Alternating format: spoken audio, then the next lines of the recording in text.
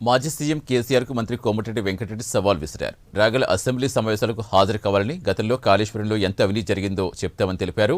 యాదాద్రి జిల్లా ఒలిగొండ మండల కేంద్రంలో ఒలిగొండ నుంచి కాటేపల్లి నిర్మించబోయే R&B నూతన డబుల్ రోడ్డును ప్రారంభించారు. రోడ్డు ప్రమాదాలు అరికట్టాలంటే రోడ్లన్నీ బాగుపడాలన్నారు. త్వరలో Chityala Bhuvanagiri double line road పూర్తి చేస్తామన్నారు.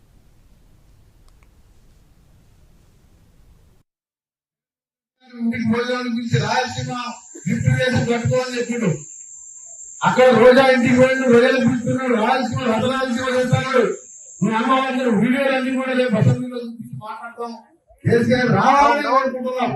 వస్తున్నా అని చెప్పి ఆ నాయకులకు చెప్పి లీకిస్తుంది తప్ప ఒత్తాడి మాత్రం మాకు నమ్మకం లేదు. వచ్చి ఏం చెప్తాడు, ఎందుకు రేషన్ కార్డు వెళ్ళిన సమాధానం ఉందా? ఇలా 5 వయసులు ఇందులో ముందు కడుతున్నాం. 200 ఒక్క ఇళ్ళని కట్టిందా? ఒక్కటన్నా ఇల్లు కట్టిందా?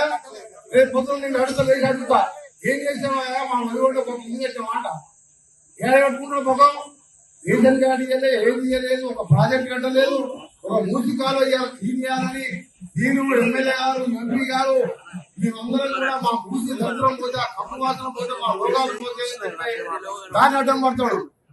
అందుకనే కనీసం మూసి క్లీన్ చేయాలి, ఆలోచన కూడా లేదు. ఇవన్నీ చేసినాం. మళ్ళొక్కసారి కాంగ్రెస్ ఆదుకోవాల్సిన సందర్భంగా తెలంగాణలోని ప్రతి కాంగ్రెస్ పార్టీ కార్యకర్తలకు మీ అందరి శుభాకాంక్షలతో పాటు కలిసి కట్టుగా రాబోయే ఏ ఎన్నికలు ఉన్నా సరే, ఎన్నికలు లేకపోయినా సరే, తెలంగాణ ఇచ్చిన పార్టీగా కాంగ్రెస్ పార్టీ సోనియా గాంధీ ఎవరు చేసి సాహసం చేసి ఆ తెలంగాణ ఇచ్చింది.